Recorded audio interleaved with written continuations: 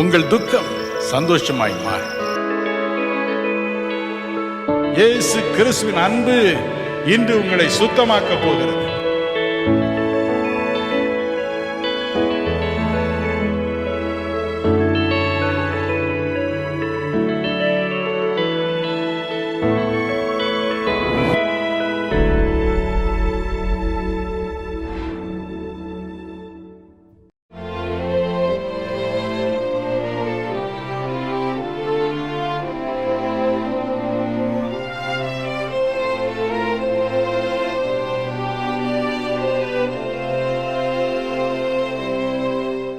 இன்று நம்முடைய தியானத்திற்கென்று கர்த்தர் எனக்கு கொடுத்த ஒரு வேத வசனம் ஏசாயா 51:2.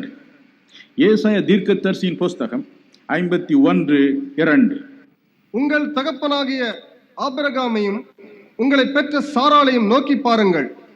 அவன் ஒருவனாயிருக்கையில் நான் அவனை அழைத்து அவனை ஆசீர்வதித்து அவனை பெருக பண்ணினேன். நான் உங்களை ஆசீர்வதிக்கிறவர், என்னை நம்புங்கள் என்று சொல்வதற்காக இந்த ஒரு உதாரணத்தின் கூடவே சேர்த்து சொல்லுகிறார் பாருங்கள். இன்று அவர் நம்மோடு முகமுகமாய் பேசுகிறார். தம்பி, ஆபிரகாமை பாருப்பா, சாராளை பாருப்பா, பைபிள்ல படிச்சிருக்கிய, அவர்கள் ஒருவராய் இருக்கையில் நான் ஆபிரகாமை அழைத்து ஆசீர்வதிக்கவில்லையா, உன்னையும் அப்படி ஆசீர்வதிப்பேன் என்று சொல்வதற்கு எவ்வளவு பாடுபடுகிறார் பாருங்கள். காரணம், நம் தேவன் நம்மை ஆசீர்வதிக்க விரும்புகிறவர் என்பதை நீங்களும் நானும் அறிந்து கொள்ள வேண்டுமா? சென்னையிலே சில தினங்களுக்கு முன்பு என்னுடைய உறவினன் ஒருவன் அதிக சுகவீனமாய் இருந்த மற்றொரு என்னுடைய உறவினருக்காக அதிக கவலை கொண்டான். இங்கிலீஷ் வைத்தியத்தில் இதற்கு மருந்தில்லை என்று சொல்லிவிட்டார்கள். ஆகவே ஒரு நாட்டு வைத்தியரிடம் போய், ஐயா, இந்த நோய்க்கு நீங்கள் ஏதாவது செய்ய முடியுமா என்று கேட்டான். அப்பொழுது அவர் சொன்னார், தம்பி என்னோடு வா என்று அவனை அழைத்து கொண்டு போய் அங்கே அவிதமாக சிகிச்சைக்கு வந்திருந்த ஒரு கணவனையும் மனைவியும் காண்பித்தார். அந்த மனிதர் சொன்னார், ஐயா, நான் இந்த ஆஸ்பத்திரிக்கு வரும்பொழுது ஒரு கையும் ஒரு காலும் எனக்கு விழுந்து கிடந்தது. இங்கு வந்து இந்த சிகிச்சை பெற்ற பிறகு பாருங்கள், ஒரு மாதத்திற்கு பிறகு நான் எப்படி நன்றாக நடக்கிறேன் பாருங்கள் என்று நடந்து காண்பித்தார். 90% சுகமாகி இருந்தது அவருக்கு. அப்பொழுது இந்த டாக்டர் என்னுடைய உறவினரை பார்த்து, என்னப்பா இப்போ உனக்கு நம்பிக்கை வந்திருக்குதா என்று கேட்டார். அதுபோலதான் பாருங்கள், இங்கு தேவன் வானத்தையும் பூமியை உண்டாக்கினவர், சமுத்திர அலைகளை அடக்கி ஆளுபவர், இன்னும் பலவிதமான நட்சத்திரங்களையும் உண்டாக்கினவர் நம்மை பார்த்து முகமுகமாய் பேசுகிறார். தம்பி, உங்கள் தகப்பனாகிய ஆபிரகாமை நோக்கி பாருங்க. உங்க அம்மா சாராளை பாரு, அவங்கள ஆசீர்வதிக்கவில்லையா? 3 யோவான் 2 நான் சொல்லி இருக்கிறேனேப்பா, பிரியமானவனே, உன் ஆத்மா வாழ்கிறது போல நீ எல்லாவற்றிலும் வாழ்ந்து சுகமாய் இருக்க வேண்டும் என்றே நான் விரும்புகிறேன் என்று சொல்லி இருக்கிறேனே அப்பா. அப்படியே உன்னையும் ஆசீர்வதிப்பேன் என்று நீ நம்ப மாட்டாயா என்றுதான் நம்மை பார்த்து மிகுந்த பாசத்தோடு அவர் பேசுகிறார். இதே வசனத்தை பாருங்கள், நீங்கள் யோசுவா 24:3 நீங்கள் பார்க்கலாம். எசேக்கியேல் 33:24 பார்க்கலாம். அதே காரியம்தான். ஆபிரகாமை அழைத்த பொழுது அவன் எப்படிப்பட்டவனாய் இருந்தான் பாருங்கள். அவன் ஒருவனாய் இருக்கையில் அவனை அழைத்தேன் என்றான். அவன் ஒருவனாக மட்டுமாய் இருந்தான், உள்ளம் உடைந்தவனாய் இருந்தான். ஆதியாகமம் 11 கடைசி வசனத்தை வாசித்து பாருங்கள். அவனுடைய தகப்பனாகிய தேராகு அவர்களை எல்லாம் அழைத்து கொண்டு, குடும்பத்தினரை அழைத்து கொண்டு, ஆபிரகாமை அவனுடைய மனைவியை அழைத்து கொண்டு கானான் தேசத்திற்கு புறப்பட்டு போகிறான். அந்தோ வழியில் அவன் மரித்து போனான். தகப்பனை இழந்த துக்கம் அவன் உள்ளத்தை உருக்கி கொண்டு இருக்கிறது. சில தினங்களுக்கு முன்பு காருண்ய பொறியியல் கல்லூரியில் ஒவ்வொரு மாதமும் நடத்தும் சுகமளிக்கும் தெய்வீக கூட்டத்திற்கு கோயிட்டிலிருந்து சில நண்பர்கள் வந்திருந்தார்கள். அதில் ஒரு தம்பியை பார்த்து எனக்கு ஒரே சந்தோஷம். தம்பி, நீ இன்னார் மகன் தானே என்று கேட்டேன். ஆமா அங்கிள் என்று சொன்னான். என் பக்கத்தில் உட்கார்ந்து கொண்டான். என்னையும் அறியாமல் பைத்தியக்காரனை போல நான் சொன்னேன், ஐயோ தம்பி, உங்க வீட்டுக்கு வந்தப்போ உங்க அப்பா 14 வருஷத்துக்கு முன்ன எவ்வளவு அன்பா என்ன வரவேற்றாங்கப்பா, நினைச்சாலே எனக்கு உள்ளமெல்லாம் அப்படியே சிலிர்க்கிறது என்று சொன்னேன். அந்த தம்பி ஏங்கி ஏங்கி அழுது விட்டான். என் மனைவி சொன்னால், என்ன நீங்க இந்த நேரத்தில் போய் அவங்க அப்பாவை பற்றி பேசி விட்டீங்க என்று. காரணம், அவர் ஏறக்குறைய 12 வருடங்களுக்கு முன்பு திடீரென்று இறந்து போனார். வருஷம் 12 கடந்து போய்விட்டது பாருங்கள். அந்த தம்பிக்கு அப்பாவின் அன்பை மறக்கவே முடியவில்லை. ஆபிரகாமும் அப்படித்தான் மனம் உடைந்து நிற்கிறான். ஐயோ, கானான் தேசத்திற்கு கூட்டிக் கொண்டு போகிறேன் என்று அப்பா கூட்டி வந்தார்களே, நடுவில் இறந்து போனார்களே, நான் இனி என்ன செய்வேன், யாரனை அழைத்து போர்கள் என்று புலம்பி நிற்கிறான். மற்றொரு பக்கம் ஆதியாகமம் 15ஆம் அதிகாரம் 2-3 சொல்கிறது போல அவனுக்கு குழந்தை இல்லை என்ற ஏக்கம். வயது வேறு, அவனுக்கு 75 ஆகிவிட்டது. அவனோ குழந்தையற்றவனாய் தவிக்கிறான், தடுமாறுகிறான். ஐயோ, எனக்கு குழந்தை இல்லையே என்று. ஒரு சமயம் ஒரு இளம் பெண் என்னை பார்க்க வந்தாள். அவள் சொன்னாள், ஐயா, என் கணவனோடு 9 ஆண்டுகள் வாழ்ந்தேன். என்னை மனைவியைப் போல் அல்ல, மகளைப் போல் அவர் வைத்திருந்தார். திடீரென்று இறந்து போனார். எனக்கு ஒரு குழந்தையாவது இருந்தால் அந்த குழந்தையின் முகத்தை பார்த்து நான் ஆறுதல் அடைந்திருப்பேன்.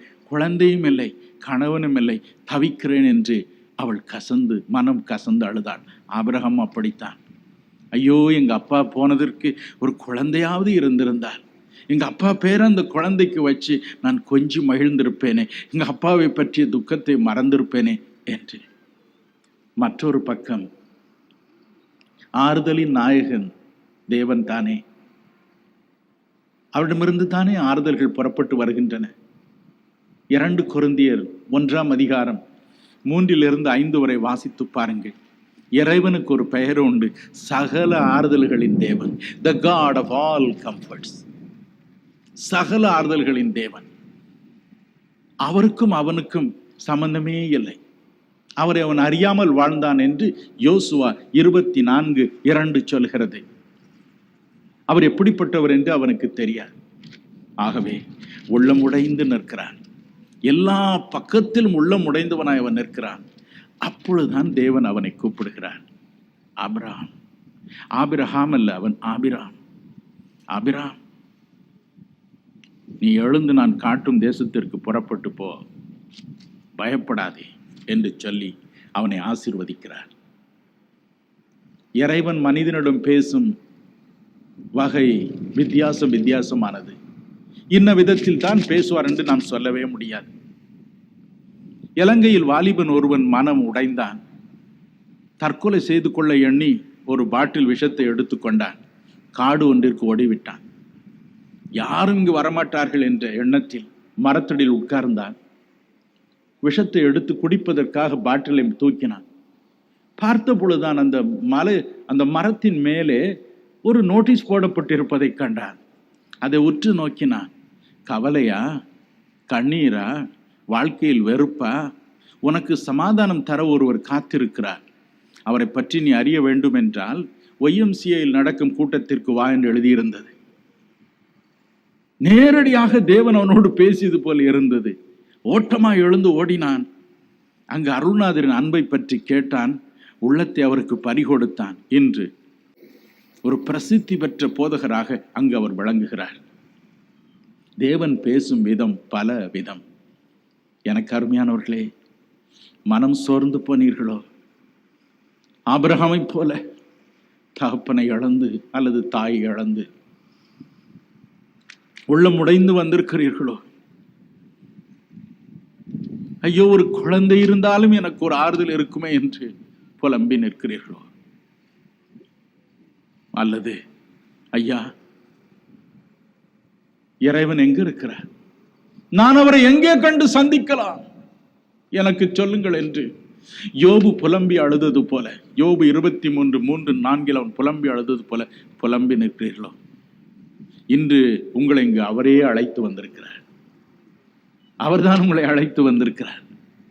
உங்கள் நண்பர்கள் உங்களை கூப்பிட்டிருக்கலாம், வாமா அழுதுகிட்டே இருக்க இந்த மீட்டிங் போகலாம், அல்ல தம்பி உனக்கு தான் வேலையே கிடைக்கலையப்பா, வா இந்த கூட்டத்திற்கு போகலாம். ஆண்டவரை தேடலாம் என்று கூட்டி வந்திருக்கலாம். உண்மையில் உங்களை அழைத்திருப்பது யார் தெரியுமா? ஆபிரகாமின் தேவன். அவனை அழைத்தது போல உங்களை அழைத்திருக்கிறார். மனம் சோர்ந்து போனீர்களோ? சோர்ந்து போகாதீர்கள். ஒரு பழைய பாடலை பாடுவோமா? வாராவினை வந்தாலும் சோராதே மனமே, வல்ல கிறிஸ்துனக்கு நல்ல தாரகமே, வல்ல கிறிஸ்துனக்கு நல்ல தாரகமே. சூரன் சதித்துன் மீது வலை வீசினாலும் சோராதே இயேசுபரன் தஞ்சம் விடாதே, சோராதே இயேசுபரன் தஞ்சம் விடாதே.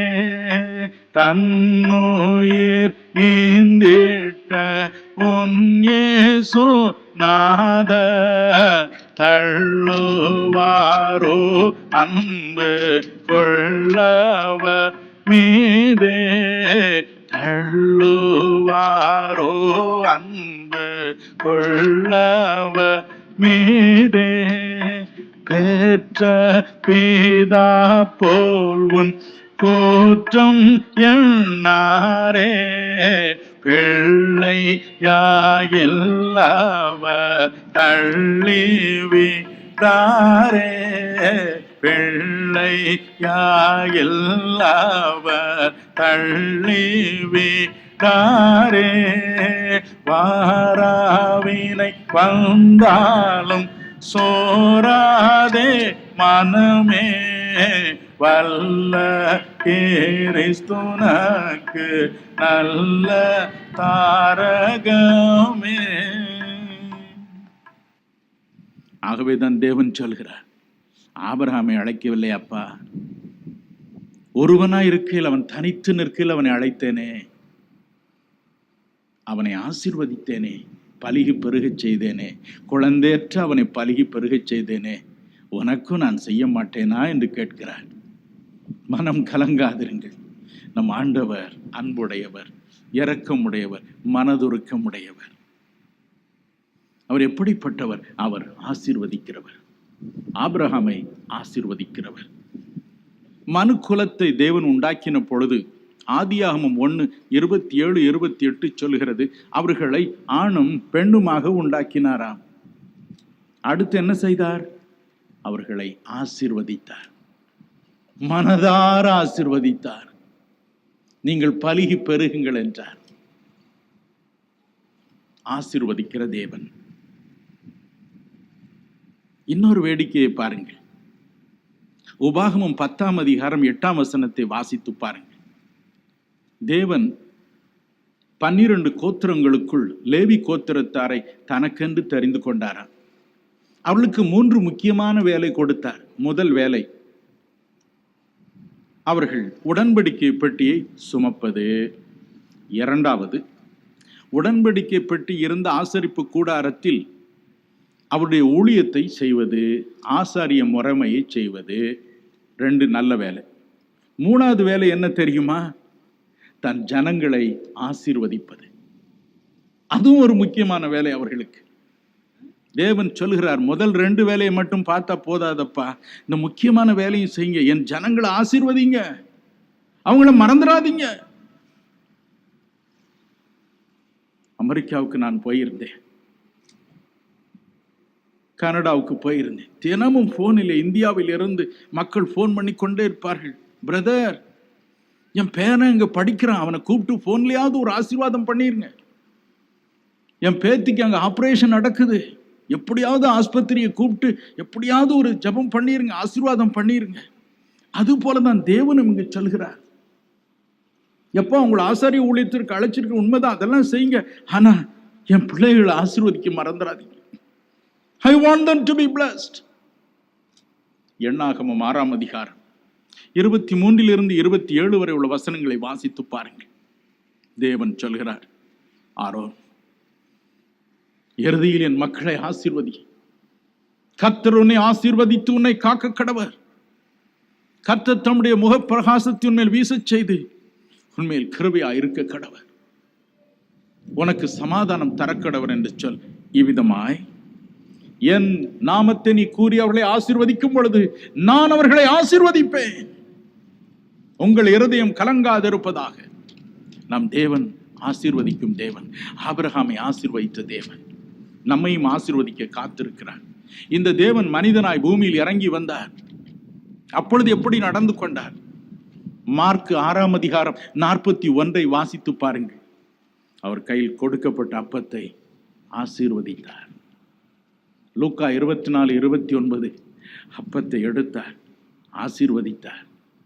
மார்க் 10:16 குழந்தைகளை கொடுத்தார்கள், அணைத்து கொண்டு ஆசீர்வதித்தார். அணைத்து கொண்டு ஆசீர்வதித்தார். சிலரிடம் நான் கேட்கும் ஒரு கேள்வி, இயேசு செய்த கடைசி காரியம் என்ன? திரு திரு என்று முழிப்பார்கள். லூக்கா 24:50-51 இயேசு உலகத்தை விட்டு எடுத்துக்கொள்ளப்படும் நேரம் வந்த பொழுது தன் சீடர்களை அழைத்தார். தன் கைகளை உயர்த்தி அவர்களை ஆசீர்வதித்தார். 51வது வசனத்தை வாசித்து பாருங்கள். அவர்களை ஆசீர்வதித்துக் கொண்டு இருக்கும் பொழுதே மேகம் இறங்கியது. அப்போஸ்தலர் 1:9 சொல்லுகிறது போல அவரை பிரித்து எடுத்துக்கொண்டு போனது. ஏன் மேகம் வந்தது தெரியுமா? இல்லையானால் அவர் ஆசீர்வதிப்பதை நிறுத்தியே இருக்க மாட்டார். சிலர் என் வீட்டிற்கு வருவார்கள், எப்படியாவது பிரதரை பார்க்க வேண்டும் என்று சண்டை போட்டுக்கொண்டு. காரணம் என்ன தெரியுமா? பிரதர் தனியா போன 1 மணி நேரம் பேசலாம் என்று பேசிக்கொண்டே இருப்பார்கள். சரி, ஜெபம் பண்ணி முடித்த பிறகும் பேசுவார்கள். பிறகு வாசல்ல போய் குட் பை சொல்லும் பொழுது பேசுவார்கள். கார்ல ஏறும் பொழுது பேசுவார்கள். 2 மணி நேரம் போய்விடும். என் அருணாதர் இயேசுவும் அப்படித்தான். ஒவ்வொருத்தரையும் யோவான் ஆசீர்வதிச்சார், யாக்கோபு ஆசீர்வதிச்சார், மத்தேயு ஆசீர்வதிச்சார். மேகம் பார்த்துக்கிட்டே இருந்தது, மேலிருந்து தேவன் பார்த்துக்கிட்டே இருந்தது. என்ன இவர் வரவே மாட்டார் போல் இருக்க, ஆசீர்வதிச்சு கொண்டே இருக்கிறாரே தவிர வரமாட்டார் போல இருக்க என்று சொல்லி மேகத்தை அனுப்பினார், அழைத்து கொண்டு போனார். அவருடைய இருதயம் அப்படிப்பட்ட இருதயம். ஆசீர்வதிக்கும் தேவன், உங்களை ஆசீர்வதிக்கும் தேவன் இன்றிரவு உங்களை ஆசீர்வதிப்பார். ஆதியாகமம் 12ஆம் அதிகாரத்தை நாம் வேத பாடகமாக வாசிக்க கேட்டோம். அதில் அவர் ஆபிரகாமை எப்படி ஆசீர்வதித்தாராம்? 12ஆம் அதிகாரம் 1 முதல் 6 வரை உள்ள வசனங்களை நீங்கள் வாசித்து பாருங்கள். முதலாவது அவர் சொன்னார், நான் உன்னை ஆசீர்வதிப்பேன், உன் பெயரை பெருமைப்படுத்துவேன். உன்னை ஆசீர்வதிப்பேன், உன் பெயரை பெருமைப்படுத்துவேன். ஆபிராம் என்ற பெயருக்கு அர்த்தம் உயர்வான தகப்பன், கனத்திற்குரிய தகப்பன், நல்ல தகப்பன். ஆனால் தேவன் சொன்னார், ஆதியாகமம் 17ஆம் அதிகாரம் 4-5 ஆபிராம், இனி உன் பெயர் ஆபிராம் என்று சொல்லப்படுவதில்லை, நீ ஆபிரகாம் என்று அழைக்கப்படுவாய், நீ இனி ஜாதிகளுக்கு தகப்பனாக மாறுவாய் என்றார். தாவீது அவருக்கு இருதயத்திற்கு ஏற்றவனாய் நடந்தான் என்று அப்போஸ்தலர் 13:22 சொல்கிறது. ஆகவே 2 சாமுவேல் 7:9 தாவீதோடு பேசினார், தாவீது, நான் உன்னை ஆசீர்வதிக்க போகிறேன், உன்னுடைய பெயரை நான் பெருமைப்படுத்த போகிறேன், உனக்கு ஒரு பெரிய பெயரை நான் உண்டாக்கப் போகிறேன் என்று சொன்னார். அப்படியே செய்தார். யாக்கோபை பாருங்கள், ஆதியாகமம் 32:26 முதல் 28 வரை வாசித்து பாருங்கள். தேவன் அவனுக்கு தரிசனமானார் ஒரு தூதன் ரூபமாக. யாக்கோபு நினைத்தான் இதுதான் சமயம் என்று. அவரை இறுக பற்றி கொண்டார். ஓசியா 12ஆம் அதிகாரம் 3-4 சொல்லுகிறது, அவன் கெஞ்சி கெஞ்சி கெஞ்சி அழுதானான். அழுது கெஞ்சினான் என்று எழுதியிருக்கிறது. என்ன கெஞ்சினான்? நீர் என்னை ஆசீர்வதித்தால் ஒழிய நான் உம்மை போக விடேன். I will not leave you unless you bless me. தேவன் கேட்டார், உன் பெயர் என்னப்பா? என் பெயர் யாக்கோபு. யாக்கோபு என்பதற்கு எத்தன் என்று பொருளா? தேவன் அவனை பார்த்து சொன்னார், இனி நீ யாக்கோபு என்று அழைக்கப்படுவதில்லை, இனி நீ இஸ்ரவேல் என்று அழைக்கப்படுவாய். உனக்கு இஸ்ரவேல் என்று பெயரிடுகிறேன். இஸ்ரவேல் என்பதற்கு தேவ பிரபு, prince with God. You are no more a cheater, no more a deceiver. My son Jacob, you are going to be a prince with me. உன் பெயரை பெருமைப்படுத்துவேன், உனக்கு ஒரு பெரிய பெயரை உண்டாக்குவேன் என்று சொன்னார். உண்டாக்கினார். மனம் கலங்காதிருங்கள். நாம் இயேசு கிறிஸ்துவை நம்முடைய குல தெய்வமாக, எதே தெய்வமாக கொண்டிருப்பது கீழே போவதற்கல்ல. Not to sink, but to be proud. வேதம் சொல்லுகிறது. வெளிப்படுத்தின விசேஷம் 5:10 நம்மை அவர் ராஜாக்களும் ஆசாரியர்களுமாக மாற்றி இருக்கிறார். அவனை ஒரு இளவரசனாக மாற்றினார் தேவ பிரபு. நாமோ அரசர்களாக தேவனால் மாற்றப்பட்டு இருக்கிறோம். எபேசியர் 2:6-8 சொல்லுகிறது, அவரோடு கூட உன்னதத்திலே ராஜாக்களைப் போல நாம் உட்கார்ந்து இருக்கிறோமா. இதை குறித்து 1 பேதுரு 2 பேதுரு எழுதும் பொழுது, நீங்கள் தெரிந்து கொள்ளப்பட்டவர்கள், பரிசுத்தமான ஆசாரிய கூட்டத்தைச் சேர்ந்தவர்கள், அவருக்கென்று பிரித்தெடுக்கப்பட்டவர்கள் என்றெல்லாம் அவர் எழுதுகிறார். மனம் கலங்காதிருங்கள். என்று நாம் அருள்நாதரை தேடி செலுவேண்டே வருகிறோமோ, யோவான் 1:12 சொல்கிறது, அவருடைய நாமத்தின் மேல் விசுவாசம் உள்ளவர்களாய் அவரை ஏற்றுக்கொண்டவர்கள் எத்தனை பேர்களோ அத்தனை பேர்களும் தேவனுடைய பிள்ளைகளாகும்படிக்கு அவளுக்கு அதிகாரம் கொடுத்தார். நமக்கு அதிகாரம் கொடுத்திருக்கிறார். எத்தனை பேர் அருள்நாதரை உள்ளத்தில் ஏற்றுக்கொள்ளுகிறீர்கள் என்று சொல்லும் பொழுது, சிறிய கூட்டமோ பெரிய கூட்டமோ நம்முடைய கரங்களை உயர்த்துகிறோம். ஐயா, என்னை ஏற்றுக்கொள்ள ஐயா, நான் பாவி என்று சொல்கிறோம். சின்ன ஜபம்தான், நடப்பதோ பெரிய காரியம். வானத்திலே தேவன் நம்முடைய பெயரை எழுதி கொள்கிறார். அவசரமா எழுதுகிறார். இன்றைக்கு தினகரன் தன் வாழ்க்கையை தந்திருக்கிறான் அப்பா, இன்று முதல் நான் அவனுக்கு அப்பா, நான் தான் அவனுக்கு எல்லாம், அவனை பாதுகாக்க வேண்டும் என்று கவனமா எழுதி வைத்துக் கொள்கிறாரா. ஆகவே தான் தேவன் சொன்னார், லூக்கா 10:20 இயேசு சொன்னார், உங்கள் நாமங்கள் பரலோகத்தில் எழுதப்பட்டிருப்பதற்காக நீங்கள் பரவசப்படுங்கள், களி கூறுங்கள் என்று சொன்னார். உலக வாழ்க்கையில் பெரிய மனிதர்களை பாருங்கள். வேதம் சொல்லுகிறது, நீதிமொழிகள் 10:7, நீதிமானுடைய பெயர் புகழ் பெற்று விளங்கும். நீதிமானுடைய பெயர் புகழ் பெற்று விளங்கும், துன்மார்க்கருடைய பெயரோ அழியும். எரேமியா 17:13 பாருங்கள், துன்மார்க்கருடைய பெயர், தேவனை மறக்கிறவருடைய பெயர் புழுதியில் எழுதப்படும். சில தினங்களுக்கு முன்பு ஜெர்மனியில் உள்ள பெர்லின் நகருக்கு சென்றிருந்தேன். அங்குள்ள பெரிய அரண்மனையை பார்க்க அழைத்துக் கொண்டு போனார்கள். அங்கே மறைந்த மாவீரன் ஹிட்லர் அவருடைய வாழ்க்கை சரிதியை படத்தில் காட்டிக் கொண்டிருந்தார்கள். அங்கிருந்த ஜெர்மனியர்கள் என்ன சொன்னார்கள் தெரியுமா? நாய், ஹிட்லர் நாய், ஹிட்லர் நாய் படத்தில் காண்பிக்கிறார்கள் என்று காரி துப்பி போனார்கள். தேவனை மறக்கிறவருடைய பெயர் புழுதியில் எழுதப்படும், நீதிமான்களுடைய பெயரோ புகழ் பெற்று விளங்கும். வெளிப்படுத்தின விசேஷம் 20:15 பாருங்கள்.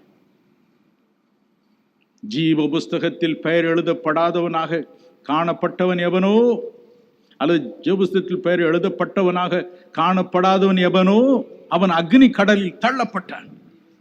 அவன் அக்னி கடலில் தள்ளப்பட்டான். நீதிமானாகிய ஆபிரகாமை பாருங்கள். ஆபிரகாமுக்கு ஒரு பெயரை உண்டாக்கினார். இன்றைக்கும் நீங்கள் எருசலேம் நகருக்கு போங்கள். எபிரோன் என்ற ஒரு இடத்திற்கு உங்களை கூட்டிச் செல்வார்கள். அங்கே ஆபிரகாமின் கல்லறை இருக்கிறது. அந்த கல்லறை முகமதிய சகோதரர்கள் கையில் இருக்கிறது.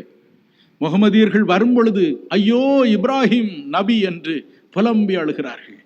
யூதர்கள் வரும் பொழுது எங்கள் தகப்பனாகிய ஆபிரகாமே என்று புலம்பி அழுகிறார்கள். கிறிஸ்தவர்கள் வரும் பொழுது ஐயோ விசுவாசிகளின் தகப்பனே என்று புலம்பி அழுகிறார்கள். ஆபிரகாம் அனைவருக்கும் இன்றும் தகப்பனாய் விளங்குகிறார். நீதிமானுடைய பெயர் புகழ் பெற்று விளங்கும். உங்கள் பெயர் புகழ் பெற்று விளங்கும். இந்த உலகில் நீங்களும் நானும் சாதாரணமான மக்கள். நாம் வாழ்வது குடிசையில் இருக்கலாம், கிராமத்தில் இருக்கலாம், கூலி வேலை செய்து பிழைக்கலாம். ஆனால் தேவனோ, அவனுடைய பெயர் எனக்கு ரொம்ப முக்கியம்பா, அதை மறந்துடாதீங்க, சிவபுஸ்தகத்தில் எழுதி வைங்க, என் பிள்ளைய நான் ஒரு நாளும் மறக்க கூடாது என்பார். நமக்கு ஒரு பெரிய கீர்த்தி அவர் மறு உலகிலும் உண்டு பண்ணுவார், இந்த உலகிலும் உண்டு பண்ணுவார். ஆபிரகாமுக்கு கீர்த்தியை உண்டு பண்ணினவர் நமக்கும் உண்டு பண்ணுவார். தேவனோடு கூட சஞ்சரிக்கும் ஒரு மனிதனை அறிவேன். 2 கொரிந்தியர் 12:1-4 வரை உள்ள வசனங்கள் கூறுகிறது போல, தேவன் அவரை தம்முடைய பரிசுத்த ஆவியினால் நிறைத்து சில சமயங்களில் மோட்சத்திற்கு அழைத்து செல்வார். அங்குள்ள காட்சிகளை காண்பிப்பார், வரப்போகும் காரியங்களை முன் அறிவிப்பார். ஒரு முறை நாம் லூக்கா 16ஆம் அதிகாரத்தில் வாசிக்கிறது போல, ஐஸ்வர்யவான் ஒருவன் நரக தீயில் அகப்பட்டு பாதாளத்தில் தீயில் தவித்து புலம்புவதை அங்கு அவன் காணும்படி செய்தார்.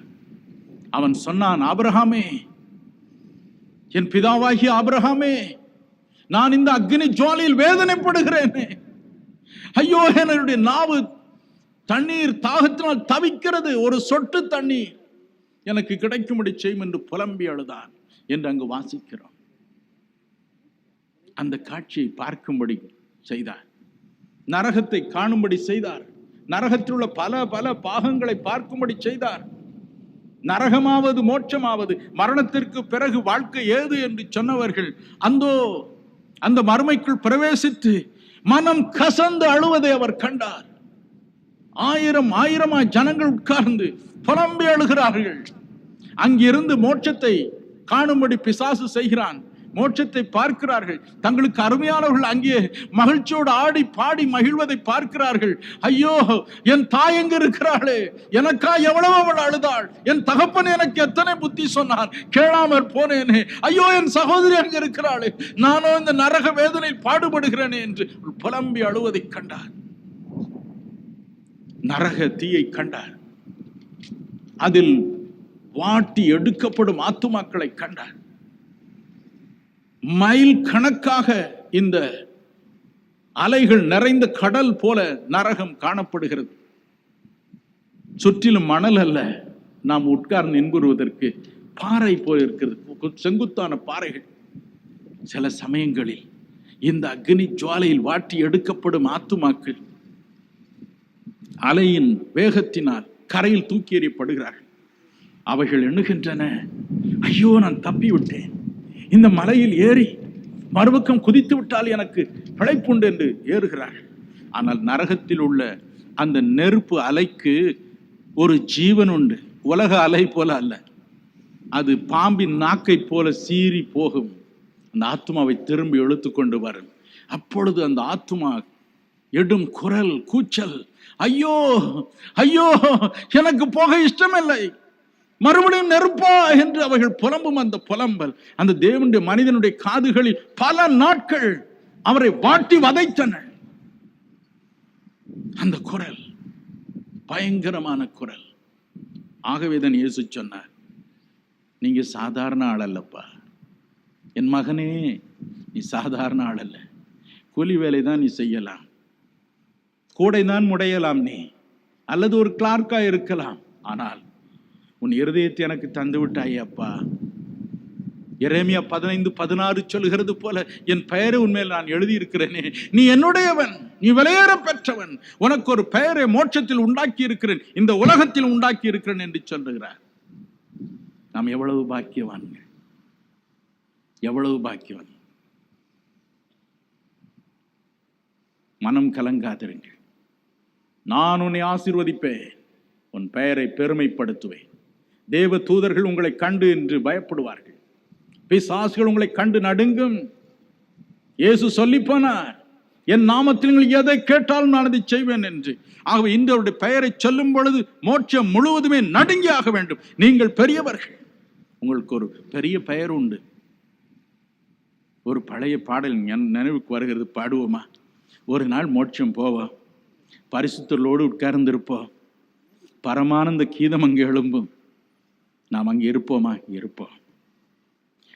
பரிசுத்தர் கூட்டம் இயேசுவை போற்றி பாடி மகிழ்ந்தாடி அங்கே கூடிட, பரமானந்த கீதம் அங்கே எழும்ப, நீ அங்கிருப்பாயோ, நீ அங்கிருப்பாயோ, நீ அங்கிருப்பாயோ, சொல் என் மனமே, நான் அங்கிருப்பேனே, நான் அங்கிருப்பேனே, நான் அங்கிருப்பேனே, என் இயேசுவோடு ஆட்டு குட்டியும் அரசாட்சி செய்ய அண்டினோ எவரும் அவரை சேர அன்பர் அண்டல்லார் கண்ணீரும் துடைக்க நீ அங்கிருப்பாயோ, நீ அங்கிருப்பாயோ, நீ அங்கிருப்பாயோ, சொல் என் மனமே. நான் அங்கிருப்பேனே, நான் அங்கிருப்பேனே, நான் அங்கிருப்பேனே என் இயேசுவோடே. இதுதான் நமக்கு பாக்கியம். இந்த உலகத்தில் உங்களை கௌரவப்படுத்துவார்கள். ஒரு நாள் நான் ஒரு அமைச்சரோடு உட்கார்ந்திருந்தேன். அப்பொழுது அவரிடம் பல பிராதுகள் கொண்டு வந்து வைக்கப்பட்டன. எல்லாவற்றையும் படித்தார். அதை கொண்டு வந்தவர்கள் ஆவேசத்தோடு நின்று கொண்டிருந்தார். தன்னுடைய டெலிபோனை எடுத்தார். அந்த டிபார்ட்மெண்டில் பேசினார். ஐயா, அந்த ஆபீஸருடைய பெயரை சொல்ல விரும்பவில்லை, வேறு பெயர் சொல்கிறேன். மிஸ்டர் ஜெரோம் இருக்கிறாரா என்று கேட்டார். ஆம், இருக்கிறார் என்று சொன்னார். அவர் சொன்னார், இன்ன விதமாக என்னிடத்திலிருந்து பிராது வந்திருக்கிறது, தயவு செய்து மிஸ்டர் ஜெரோமை அங்கு அனுப்புங்கள். அவர்தான் உண்மையை உண்மை என்று சொல்வார், உண்மை உத்தமாய் விசாரிப்பார். மிஸ்டர் ஜெரோமையே அங்கு அனுப்புங்கள் என்று சொன்னார். உங்களுக்கு ஒரு பெயர் உண்டு, உங்கள் பெயரை அவர் பெருமைப்படுத்துவார். காரணம், அவர் அப்படி சொல்லி இருக்கிறார். அப்படி நான் உன்னை ஆசீர்வதிப்பேன், உன் பெயரை பெருமைப்படுத்துவேன். அந்த ஆசீர்வாதம் உங்களுக்கும் எனக்கும் உண்டு. ரோமர் 2:11, அப்போஸ்தலர் 10:34 சொல்கிறது, அவரிடத்தில் பட்சபாதம் இல்லை. ஆபிரகாமை ஆசீர்வதித்து பெயரை பெருமைப்படுத்தினர் உங்களுக்கும் எனக்கும் செய்ய மாட்டாரா? செய்தே ஆக வேண்டும். இன்று நீங்கள் கடந்து போகிற கண்ணீரின் பாதை அல்லது உங்களுடைய அலுவலகத்தில் நீங்கள் அனுபவிக்கும் பாடுகள் தற்காலிகமானவைகள். இறுதியில் நீங்கள் வெற்றி பெற்றே ஆக வேண்டும். இன்றைக்கு நாம் வெற்றியை பெற்றே ஆக வேண்டும். We are not going to postpone things till tomorrow. Tonight we are going to claim our blessing, our individual blessing. We are going to challenge God. You said, Lord Abraham, I am going to make a great name for you. Why not you make a great name for me if I give my heart to you? We will challenge God tonight. அதற்கு தான் இந்த கூட்டங்கள். ஆபிரகாமின் பெயரை பெருமைப்படுத்தின நீர் என் பெயரை பெருமைப்படுத்தியாக வேண்டும். எந்த இடத்தில் நான் வேதனையின் துன்பத்தையும் வெட்கத்தையும் அனுபவிக்கிறேனோ அதே இடத்தில் எனக்கு கொடுத்தே ஆக வேண்டும் என்று இன்று இரவு நாம் ஒரே குடும்பமாய் கேட்க போகிறோம். அவரும் கொடுக்க போகிறார். ஆமென். நம் ஆண்டவர் அதை செய்வார். மனம் கலங்காதிருங்கள். அவர் நம்மை பரவசப்படுத்துவார், நம் கண்ணீரை துடைப்பார். இரண்டாவதாக அவனுக்கு சொன்னார், ஆபிரகாமே, நீ ஆசீர்வாதமாய் இருப்பாய். அப்பா, நீ ஆசீர்வாதமாய் இருப்பாய். You will be a blessing. உனக்குள் இந்த உலகத்தின் ஜாதிகள் எல்லாம் ஆசீர்வதிக்கப்படும். என் அன்பு சகோதர சகோதரிகளே, கிறிஸ்துவுக்கு நம்முடைய உள்ளத்தை தரும் பொழுது, ஆபிரகாமின் தேவன் இறங்கி வந்து நம்முடைய உள்ளத்திலே வசிக்கும் பொழுது பாருங்கள், நாம் ஆசீர்வாதத்தின் ஊற்றாக மாறிவிடுகிறோம். யோவான் 7:38 அவர் சொன்னார், அவனிடத்திலிருந்து ஜீவ தண்ணீர் உள்ள ஊற்றுகள் புறப்படும் என்றார்.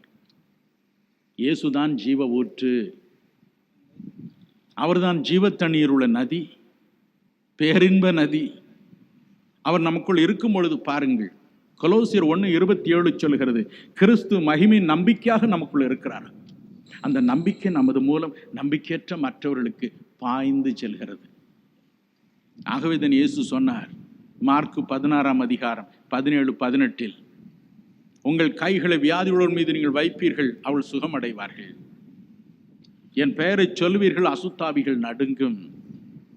ஒவ்வொன்றாய் சொல்லி போனார். நாம் ஆசீர்வாதத்தின் ஊற்றாக இந்த உலகத்தில் இருப்பதே அவருடைய நோக்கம். ஆபிரகாமை பார்த்து சொன்னார், ஆபிரகாம், நீ ஆசீர்வாதமாய் இருப்பாய் அப்பா. ஆதியாகமம் 14 வாசித்து பாருங்கள். 11-16 வாசித்து பாருங்கள். 19-20 வாசித்து பாருங்கள். ஆபிரகாமின் சகோதரனாகிய லோத்து சோதோம் என்னும் பட்டணத்தில் போய் குடியிருந்தான். சோதோம் குமரா என்ற இரு நாட்டின் அரசர்களும் மொத்தமாக 4 அரசர்கள் கூடி வேறு 5 அரசர்களோடு போரிட வேண்டிய சூழ்நிலை வந்தது. அந்த 5 அரசர்களும் இவர்களை சின்னாபின்னமாக்கினார்கள். லோத்தும் அவனுடைய குடும்பமும் அவனுக்கு உண்டான யாவும் சிறைபிடிக்கப்பட்டு போய்விட்டது. ஆபிரகாமுக்கு இந்த செய்தி வந்தது. ஆபிரகாமின் உள்ளம் துடித்தது. தன்னிடம் இருந்த 318 வேலைக்காரர்களை கூப்பிட்டான். அவர்கள் ஒரு நாளும் ஒரு சண்டைக்கும் போனவர்கள் அல்ல. அவர்களுக்கு ஆயுதம் தரிப்பித்தான். தொடர்ந்து போனான். 5 ராஜாக்களுடைய இராணுவத்தை ஒரே ஒரு இரவில் முறியடித்தான். அவனை ஆசீர்வதிக்க வந்த சாலமின் ராஜா என்று சொல்லப்படுகிற மெல்கிசேதேக்கு என்ன சொன்னான்?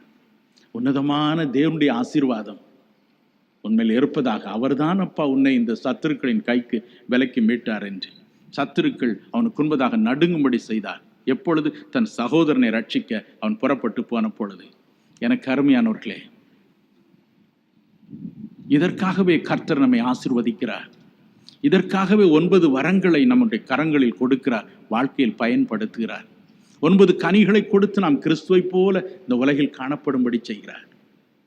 இதற்காகவே மனம் கலங்காதிருங்கள். இன்று நீங்கள் சாதாரணமானவர்களாக இருக்கலாம். ஆனால் இன்று இரவு நீங்கள் உங்கள் உள்ளத்தை திறந்து, ஆபிரகாமின் தேவனே எனக்குள் வாரும், என்னையும் ஆசீர்வதியும் என்று கெஞ்சும் பொழுது உங்களுக்குள் வருவார். உங்களை மற்றவர்களுக்கு ஆபிரகாமை போல ஆசீர்வாதத்தின் ஊற்றாக மாற்றுவார். பல வருடங்களுக்கு முன்பு கோயம்புத்தூர் நகரில் ஒரு 2 நாள் சுவிசேஷ கூட்டம் நடந்தது. அதற்கென்று ஒரு தேவனுடைய மனிதர் அந்த ஊருக்கு போயிருந்தார். ஒரு குறிப்பிட்ட வீட்டினர் வந்து, ஐயா நீங்கள் எங்கள் வீட்டில் தான் தங்க வேண்டும் என்று வேண்டிக் கொண்டார்கள். அப்படி அவருடைய வீட்டின் மேலே தங்கியிருந்தார். 2 நாட்கள். 3வது நாள் வந்தது, கூட்டம் முடிந்தது. அந்த வீட்டார் அனைவரையும் அழைத்து ஒரு ஜெபம் செய்து நான் போய் வருகிறேன் என்றார். அவர்கள் தேம்பி தேம்பி அழுதார்கள். ஏன் அழுகிறீர்கள் என்று கேட்டபொழுது அவர்கள் சொன்னார்கள், ஐயா நீங்கள் மேலே இருந்து எப்பொழுதும் ஜெபம் பண்ணிக்கொண்டே இருந்தீர்கள். இந்த வீடு முழுவதும் எல்லா அறையிலும் கிறிஸ்துவின் பிரசனம் நிறைந்திருந்தது. சமையல் அறையிலும் கூட அவருடைய பிரசனம் இருந்தது. எவ்வளவோ ஒரு மன நிம்மதியோடு தைரியத்தோடு இருந்தோம். நீங்கள் போகிறீர்களே, ஐயோ இனி ஆண்டவருடைய பிரசன்னம் நமக்கு இருக்காதே என்று எண்ணும் பொழுது உள்ளமெல்லாம் துடிக்கிறது என்று சொன்னார். நீங்கள் சாதாரண மக்களாக இருக்கலாம், ஆனால் உங்களுக்குள் இருக்கிறவர் பெரியவர். உங்களுக்குள் இருக்கிறவர் பெரியவர். அவர் ஆசீர்வதிக்கிறவர். மத்தேயு 10ஆம் அதிகாரம் 41, 42 இப்படி சொல்கிறது, நீதிமான் என்னும் நாமத்தின் நிமித்தம் உங்களை ஏற்றுக்கொள்கிறவன் நீதிமானுக்கேற்ற பலனை பெறுவான். தீர்க்கதரிசி என்னும் நாமத்தின் நிமித்தம் உங்களை ஏற்றுக்கொள்கிறவன் தீர்க்கதரிசிக்கேற்ற பலனை பெறுவான். என் சீஷன் என்ற பெயருக்காக உங்களை ஏற்றுக்கொள்கிறவன் ஒரே ஒரு கலசம் தண்ணீர், பச்சை தண்ணீர் குடிக்க கொடுத்தாலும் அவனும் தன் பலனை அடையாமற் போகான் என்று இயேசு சொன்னார். நீங்கள் பாக்கியவான்கள். கிறிஸ்துவ உள்ளத்தில் தரித்திருக்கிற நீங்கள் ஆசீர்வதிக்கப்பட்டவர்கள். நீங்கள் ஆசீர்வாதமாய் இருப்பீர்கள். உங்களுக்குள் உலகத்தின் சகல குடும்பங்களும் ஆசீர்வதிக்கப்படும் என்று இயேசு சொன்னாரே. பல வருடங்களுக்கு முன்பு திருவல்லா என்ற நகருக்கு சுவிசேஷத்தை அறிவிக்க போயிருந்தேன். என் நண்பர் ஒருவர் சொன்னார், எங்க அப்பா ரொம்ப சுகவீனமா இருக்கிறாங்க. எங்க அப்பா ஒரு வாத்தியார், ஆனா அவரே தன்னுடைய சுய முயற்சியில் ஒரு ஆலயத்தை கட்டி அதற்கு உபதேசியராக இருந்து இரவும் பகலும் பாடுபட்ட தேவனுடைய மனிதன் மரித்து கொண்டிருக்கிறார், வாருங்கள் என்று என்னை அழைத்து போனார். படுக்கையில் இருந்த அந்த பெரியவருடைய முகத்தை பார்த்தேன். அதில் இருந்த பிரகாசத்தை கண்டேன், சொக்கி போனேன். இவரா மரிக்க போகிறார் என்ற எண்ணம் எனக்குள் எழுந்தது. அவர் என்னை அழைத்தார். தம்பி முழங்கால் போடு என்றார். தன் 2 கரங்களையும் என் மீது வைத்தார். எனக்காக உருக்கமாய் ஜெபித்தார். உருக்கமாய் ஜெபித்தார். இவனை எலியாவை போல இந்த நூற்றாண்டில் பயன்படுத்தும் என்று கண்ணீரோடு ஜெபித்தார். தேவனுடைய வல்லமையின் மேல் இறங்கியது. சாக போகிற மனிதர், கண்ணை மூடப் போகிற மனிதர், கடைசி நிமிஷம் வரை அவருக்குள் மற்றவர்களை ஆசீர்வதிக்கும் வல்லமை இருந்தது. என் நண்பர் சொன்னார், பிரதர் எங்களை கூட எங்க அப்பா அப்படி ஆசீர்வதிச்சதே இல்லை என்று சொன்னார். நீ ஆசீர்வாதமாய் இருப்பாய். உனக்குள் இந்த உலகத்தில் உள்ள வம்சங்கள் எல்லாம் ஆசீர்வதிக்கப்படும். இயேசு சொன்னால் சொன்னதே. தேவன் அவனுக்கு சொன்னார். அவனை கொண்டு சிறைபிடிக்கப்பட்ட லோத்தின் குடும்பத்தாரை ரட்சித்தார். அவனை கொண்டு இந்த விசுவாச குடும்பத்தாரை உலகம் முழுவதிலும் அவர் எழுப்பி ஆசீர்வதித்து வருகிறார். உங்களுக்கும் அப்படி செய்வார். மனம் கலங்காதிருங்க. மற்றவருடைய சொல்லை பற்றி நமக்கு கவலை இல்லை. இயேசு என்ன சொல்கிறார் ஐயா, அதுதான் நமக்கு கவலை. உங்கள் இருதயம் கலங்காதிருப்பதாக. கர்த்தர் உங்களை அப்படியே பயன்படுத்துவார். கடைசியாக வேறொரு காரியத்தை ஆபிரகாமுக்கு அவர் சொன்னார். ஆபிரகாம், உன்னை ஆசீர்வதிக்கிறவர்களை ஆசீர்வதிப்பேன், உன்னை சபிக்கிறவர்களை சபிப்பேன். உன்னை சபிக்கிறவர்களை சபிப்பேன், உன்னை ஆசீர்வதிக்கிறவர்களையோ ஆசீர்வதிப்பேன். இந்த வார்த்தை நமக்கும் உரியது பிரியமானவர்களே. 2 கொரிந்தியர் 1:20 சொல்கிறது, வாக்கு தத்தங்கள் எல்லாம் இயேசு கிறிஸ்துவுக்குள் ஆம் என்றும் ஆமேன் என்றும் இருக்கிறது. இது நம்முடைய ஆசீர்வாதம், நமக்கு என்று கொடுக்கப்பட்டிருக்கிற வாக்கு தத்தம் இந்த 20வது நூற்றாண்டிற்கு.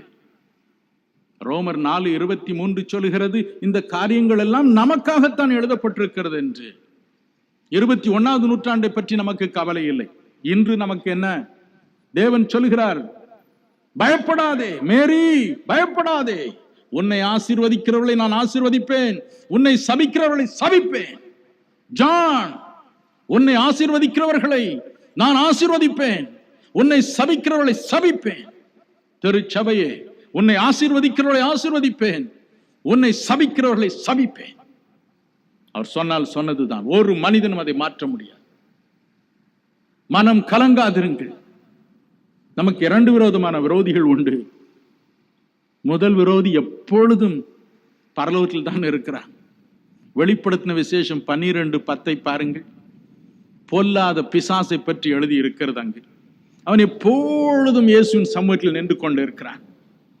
அவன் இப்படி, இவன் இப்படி, அந்த பிரதர் இப்படி, இந்த போதகர் இப்படி, எப்பொழுதும் குறை சொல்லிக் கொண்டே இருக்கிறான். நம்மை சபித்துக் கொண்டே இருக்கிறான். யோபு 1ஆம் அதிகாரம் 8 முதல் 11 வரை உள்ள வசனங்களை வாசித்து பாருங்க. தேவன் சொல்லுகிறார் சாத்தானை பார்த்து, யோபுவை பாத்தியாடா, நீதிமானும் சன்மார்க்கனும் உத்தமனும் தேவனுக்கு பயந்து தீமைக்கு விலகுகிறவனுமா இருக்கிறான் பாத்தியா? அதுக்கு என்ன சொன்னான்? அவன் என்ன சும்மாவா அப்படி செய்யறான்? நீர் அவனை ஆசீர்வச்சிருக்கிறீர், அவனுக்கு உண்டான எல்லாவற்றையும் ஆசீர்வதித்திருக்கிறீர், அவனையும் அவன் வீட்டையும் அவனுக்கு உண்டான எல்லாவற்றையும் சுற்றி வேலி அடைத்திருக்கிறீர். கொஞ்சம் இந்த வேலியை எடும், கொஞ்சம் கையை நீட்டி தொடும், அப்பொழுது என்ன செய்கிறான் பார்க்கலாம் என்று சொன்னான். நம்மை சபித்துக் கொண்டே இருக்கிறான். அவனுடைய ஒரே ஒரு வேலை நம்மை சபிப்பதே. எனக்கு அருமையானவர்களே, இயேசு சொன்னார் யோவான் 10:10, அவன் திருடவும் கொல்லவும் அழிக்கவுமே வருகிறான், நானோ உங்களுக்கு ஜீவன் உண்டாகவும் அந்த ஜீவன் பரிபூர்ணப்படவும் வந்தேன். கவலைப்படாதிருங்க. பிசாசு உண்டு, பிசாசு உண்டு, மந்திர தந்திரங்கள் உண்டு. ஆனால் இயேசு சொன்னார், என் நாமத்தினாலே அவைகளை நீங்கள் துரத்துவீர்கள். மார்க்கு 16:17-18 அப்படி சொன்னார். பிலிப்பியர் 2:10-11 சொல்கிறது, இயேசு கிறிஸ்துவின் நாமத்தில் வானோர் பூதலத்தோர் பூமியின் கீழானோர் யாருடைய முழங்காலும் முடங்கியாக வேண்டும் என்று. உன்னை சபிக்கிறவளை நான் சபிப்பேன். பிசாசு பெரியவனாய் இருக்கலாம், மந்திர தந்திரங்கள் பெரியவைகளாய் இருக்கலாம், ஆனால் இயேசு அவைகளை சபிப்பார்.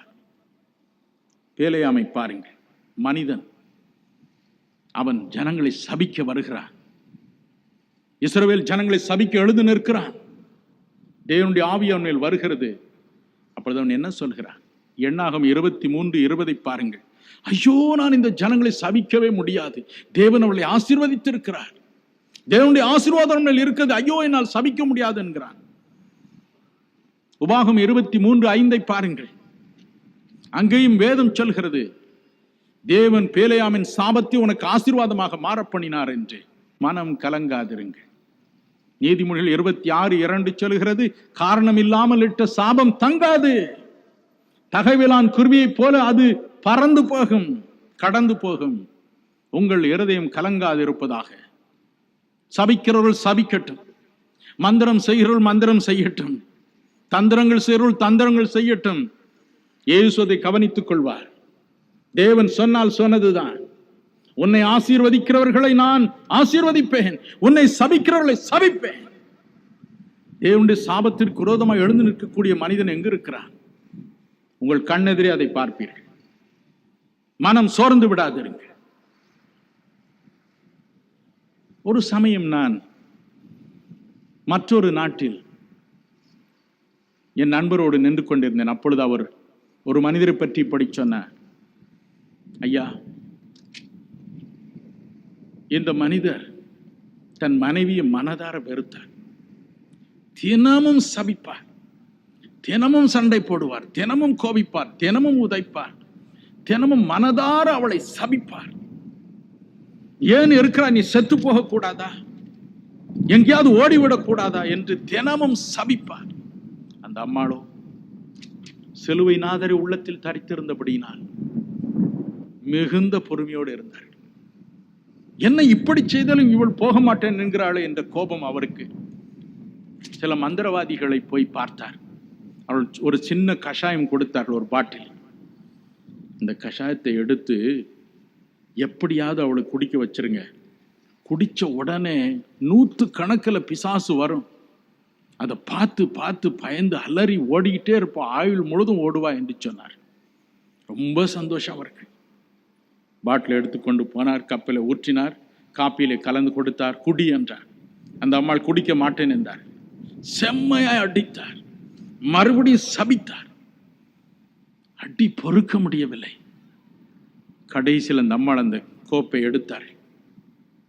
ஆண்டவரே, உம் சித்தமாக கடவுது, உம் சித்தமாக கடவுது என்று அதை குடித்தார். குடித்து ஒரு வினாடிதான் பார்த்து கொண்டே இருந்தார்.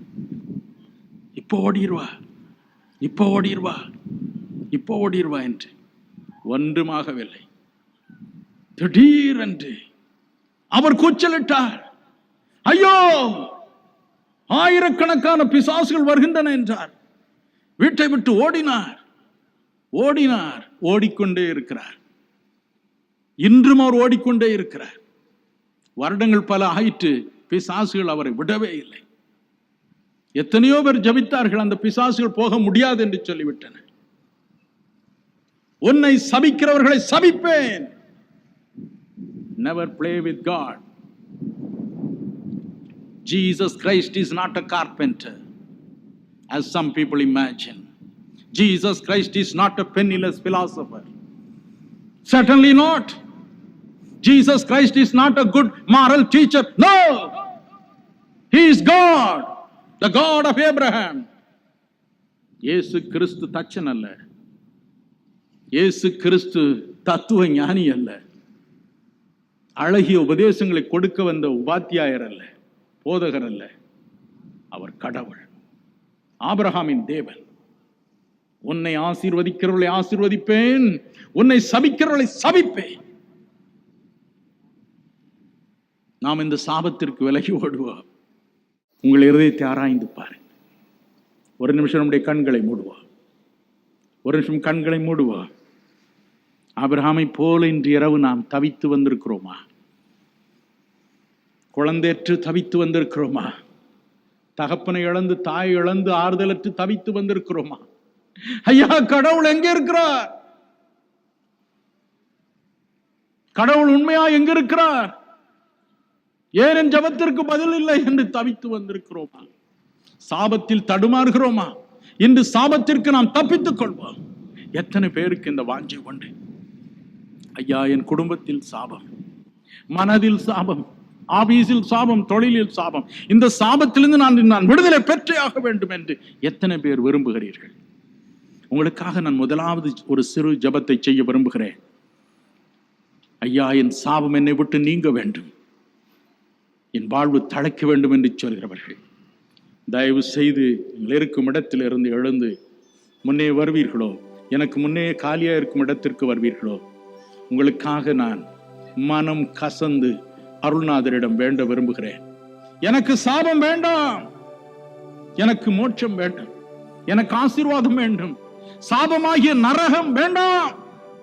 தகப்பனே, என் உள்ளத்தில் வார். ஆபிரகாமின் தேவனே என் உள்ளத்தில் வாரும், என் உள்ளத்தில் வாரும் என்று கெஞ்சும்.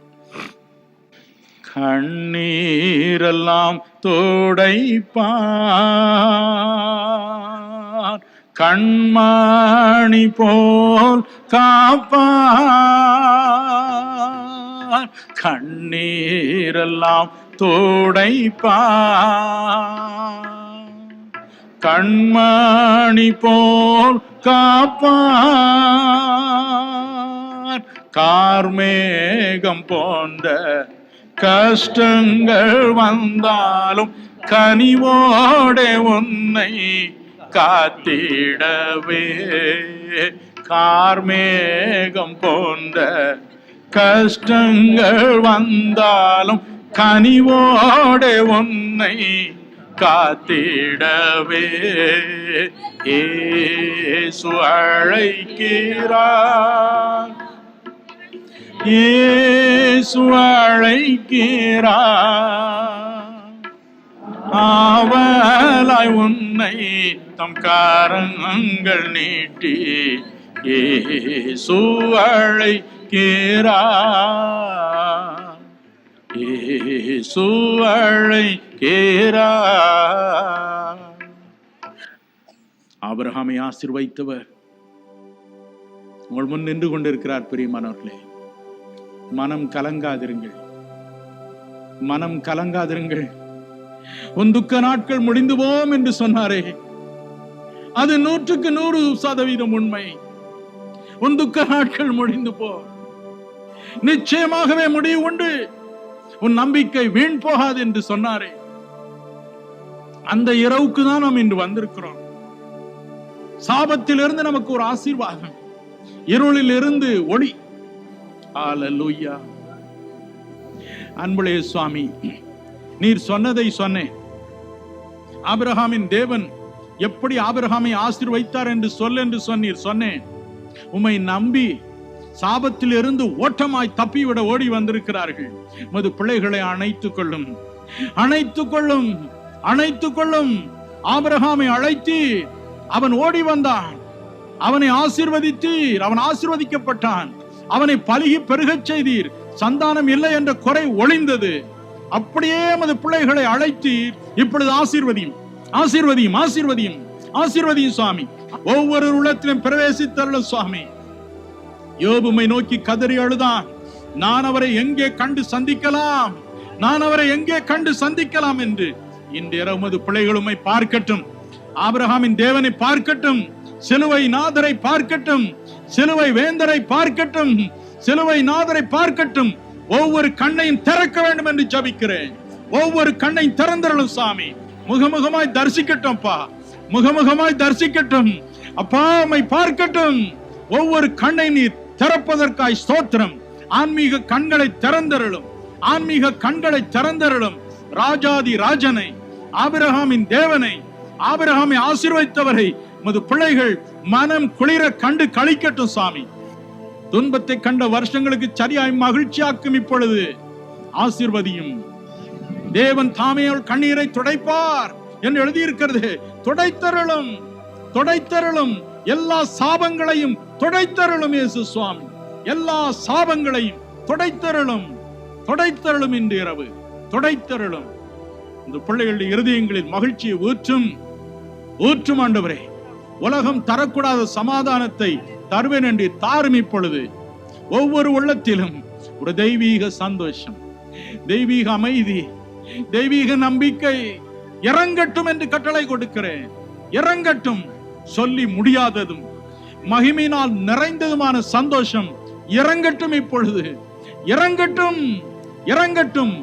அழுகைக்கு பதிலாக, புலம்பலுக்கு பதிலாக ஆனந்த கண்ணீரை தருவேன் என்று சொன்னீர். புலம்பலுக்கு பதிலாக ஆனந்த தைலத்தை ஊற்றவே வந்தேன் என்று சொன்னீர். ஊற்றும், ஊற்றும். இப்பொழுது ஊற்றும் ஆண்டவரே. ஒவ்வொரு உள்ளத்திலும் ஊற்றும், ஊற்றும். உடைந்த இருதயங்களில் ஊற்றும், உடைந்து நொறுங்கி போன இருதயங்களில் ஊற்றும், ஊற்றும் என்று ஜெபிக்கிறேன். ஊற்றும் ஐயா.